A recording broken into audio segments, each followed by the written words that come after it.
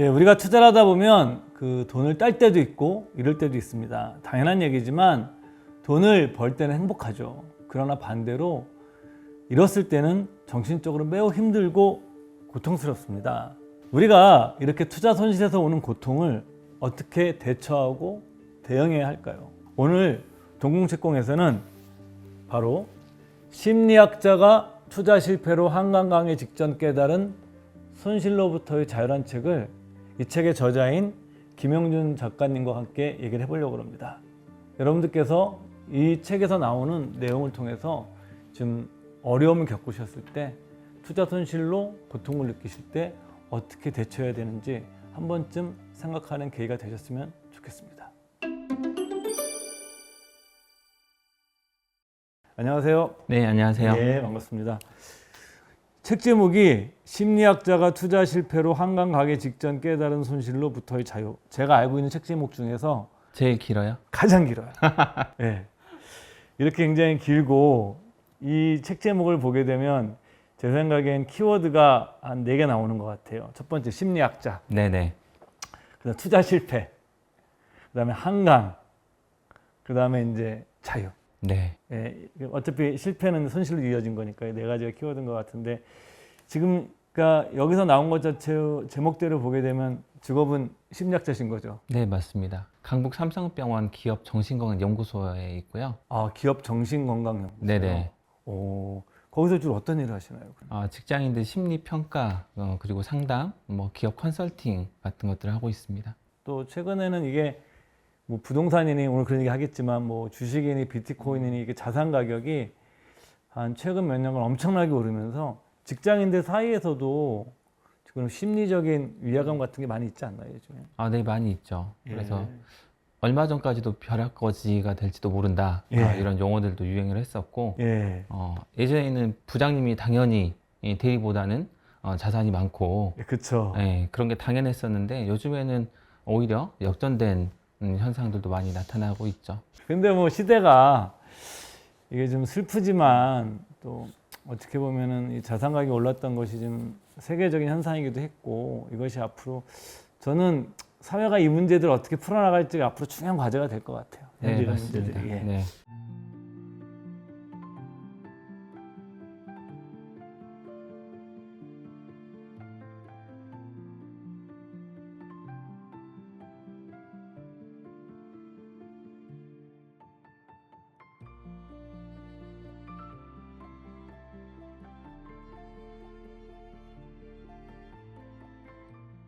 그래서 오늘은 이제 책에 쓰신 것처럼 투자 손실에 관한 얘기를 좀 해보려고 그러는데, 주변에서나 혹시 일하시는 곳에서 상담 많이 하시니까 네네. 최근에 투자 손실 때문에 좀 심적 고통, 좀 괴로워하시는 분들 좀 많으신가요? 네, 많죠. 얼마 전에 조사된 내용을 보니까 예. 투자한 사람들의 70%가 손실 중이라고 하더라고요. 예. 수익을 본 경우는 15%. 15%. 그러니까 그 사람들을 제외하고는 굉장히 힘든 상태에 있지 않을까. 그러니까 대다수가 맞습니다. 거의 다 잃은 것이 좀 평균적인 우리 투자가들의 모습이다. 아, 참 안타깝네요. 근데 저는 궁금한 게, 우리나라에서는 이렇게 심리학자가 이렇게 자기의 투자를 실패한 것을 직접 쓰는 것은 굉장히 제가 알기로는 드문 일이거든요. 아마 처음인 것 같아요. 제 기회가 알고 있는 지식으로는. 근데 이 책을 쓰신 좀 이유랄까? 그런 것이 좀 궁금합니다. 손실이라는 게 굉장히 가슴 아픈 일이잖아요. 예.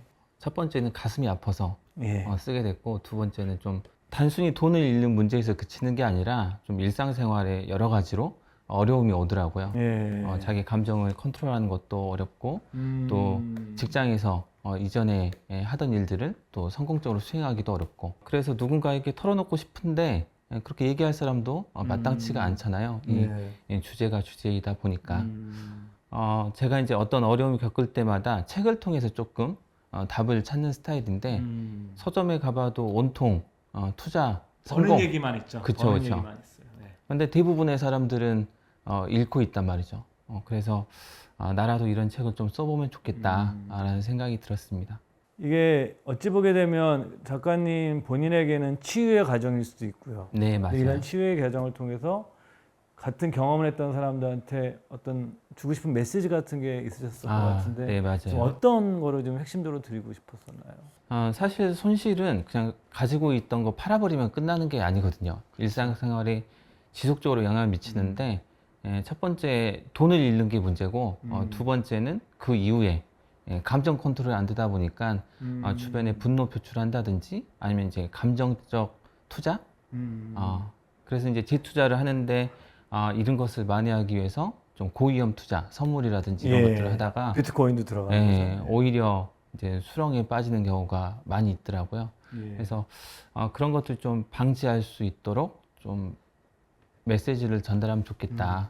그리고 역경을 겪는 게 중요한 게 아니라 그 역경을 어떤 태도로 대처하는가가 인생을 결정한다. 아직 끝나지 않았다. 라는 얘기를 하고 싶었습니다. 세 가지를 한번 얘기해 봐야 될 것 같아요. 일단 그런 처음에 이런 손실에 이르는 그 앞단계. 그러니까 이제 원래 투자에 관심이 있으셨어요, 없으셨어요? 별로 없었죠. 저도 책을 읽어봐도 갑자기 어느 날 갑자기 왜 나도 이제 투자를 해야 되겠다라고는 생각을 하셨나요? 최근에 이제 부동산 가격이 급상승을 했잖아요. 몇 년 사이에. 그렇죠.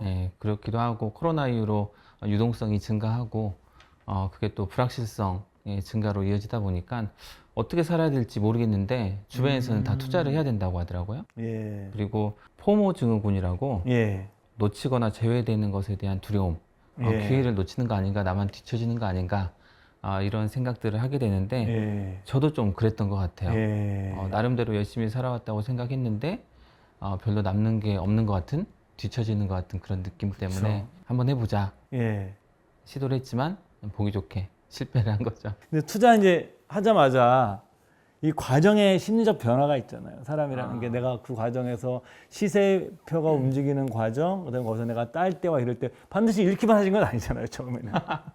처음에는 초심자의 행운이라고 돈 복사를 경험을 했죠. 돈 복사. 요즘에 이제 그런 용어 쓰더라고요. 자고 일어나 보면 돈이 복사돼 있다. 요즘에는 좀 다르겠죠.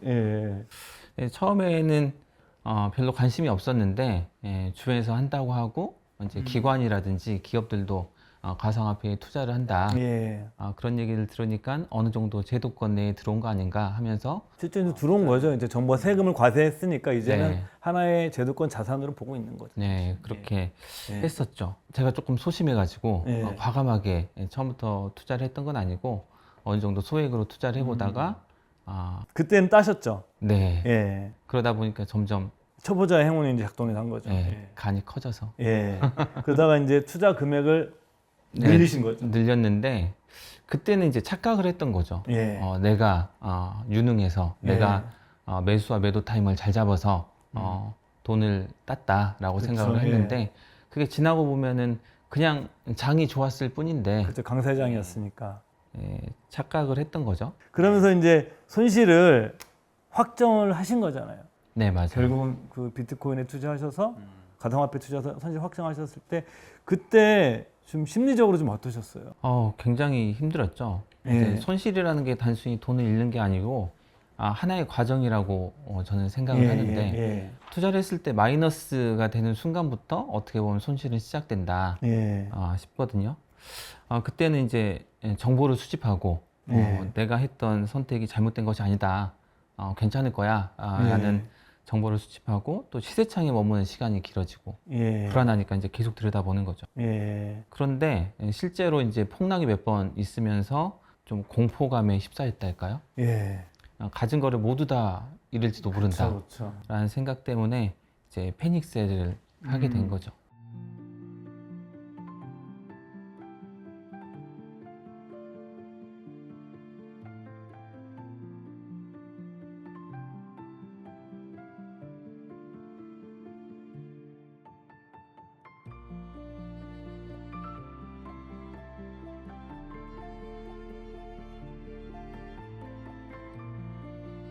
결국은 이제 패닉스의 공포감에 모든 걸 다 처분하신 거네요. 그 과정에서.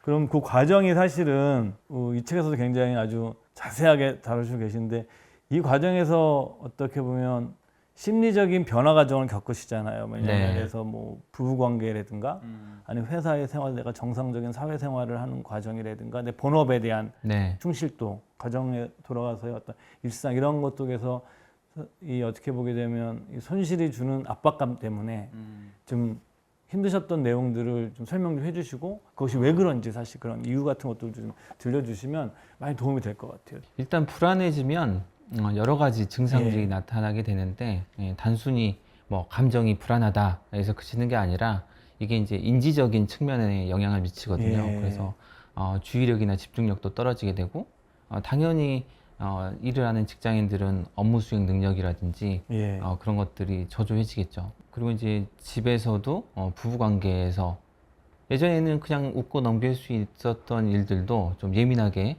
반응을 하게 되고 예. 좀 사소한 자극에도 이제 좀 위협적으로 생각을 하게 되는 거죠. 공포 상황에 휩싸이게 되면 사실 우리가 할 수 있는 일은 두 가지밖에 없거든요. 예. 싸우거나 도망치거나. 싸우는 것은 어떻게 보면 이제 존버하는 거죠. 예. 니네들이 아무리 뭐 그래도 나는 계속 버틸 거야 예. 라는 거고, 도망치는 건 어떻게 보면 패닉셀이라고 예. 볼 수가 있는데 사실 제가 가장 두려웠던 거는 돈을 잃는 것보다도 일상의 상실, 내가 늘 살아왔던 대로 살지 못하는 것에 대한 두려움이 있더라고요. 예. 그러니까 일상이라는 게 결국에는 나잖아요. 그렇죠. 내가 어떤 직장을 다니고 사람을 만나고 어떤 뭐 취미 생활을 하고 이게 다 모여져서 내가 되는 건데 이런 것들 잃어버리다 보니까 결국에는 나를 점차 잃어가는 것 같은 두려움. 그래서 패닉셀을 하게 된 거죠. 심리학자시잖아요. 나름대로 책도 어떻게 보면 자기 분석적인 과정이 있으셨던 건데 네. 작가님 스스로가 그런 어떤 불황이나 공포 같은 거 왔을 때 자기 자신을 봤을 때 어떻다 분석을 해보면 그런 거는 좀 안 해보셨어요?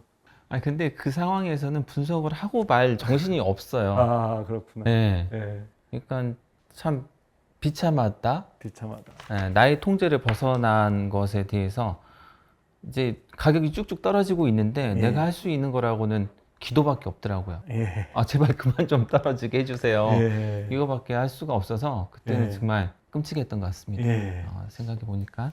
그럼 이제 오늘 이제 이 얘기를 하면서 가장 중요한 건데 지금 현재 손실에 내가 놓여져 있는 상태에서 이분들이 손실을 대하는 태도에서 어떤 걸 가져야 되는지 첫 번째 뭐 가장 필요한 게 뭡니까?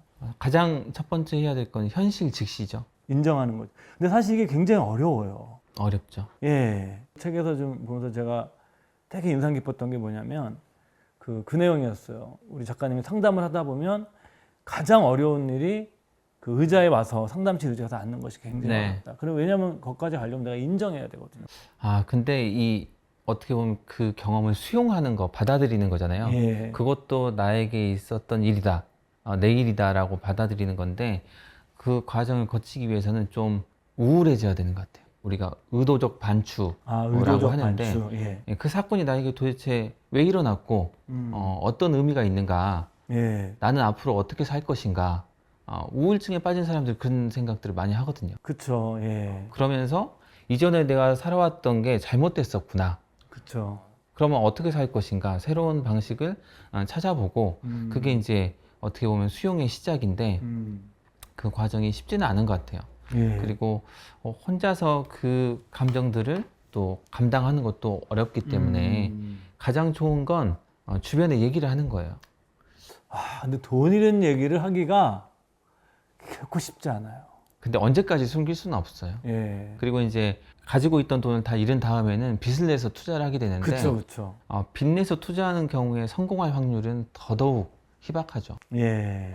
그러다 보니까 어느 정도 손실이 발생했을 때 얘기를 하는 게 맞다. 왜냐하면 그게 나 혼자 잃으면 혼자 감당할 수 있는데 저희 같은 유부남들은 예. 그 돈이 내 돈은 아니잖아요.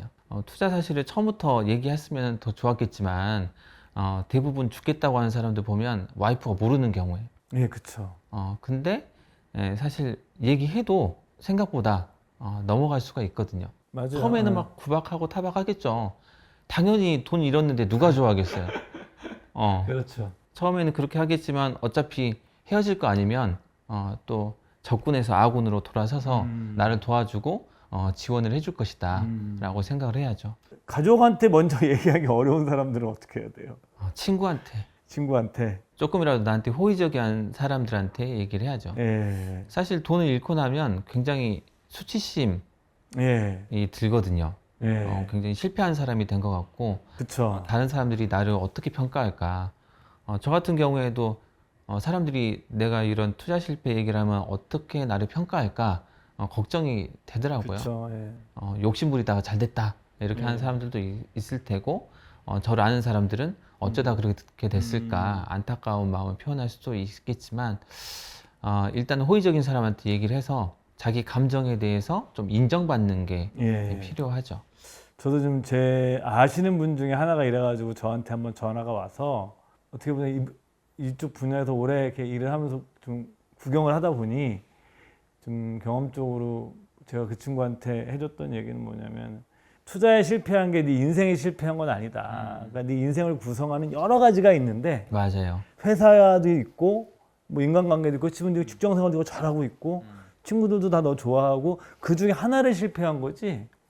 이게 근데 충격이 크기 때문에 크게 보이겠지만 당연히 이거 자체가 곧 네 인생의 실패는 아니다. 그러니까 제발 그거를 구별하는 게 굉장히 중요하다라는 맞습니다. 얘기를 저도 해준 적이 있었는데 저도 말은 이렇게 하지만 사실 쉽진 않아요. 쉽진 않죠. 예.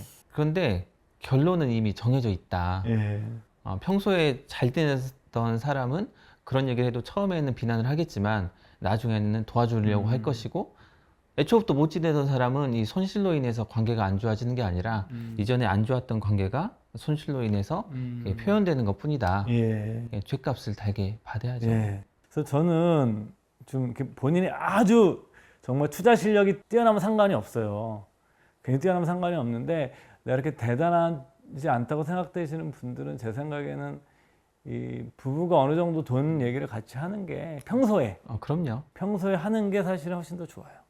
예, 제 주변에 그런 분들이 훨씬 더 이 돈 문제 갖고 부부 싸우거나 갈등이 좀 굉장히 사실은 부부 관계에 상당히 많은 비중이 돈 문제잖아요. 그렇죠.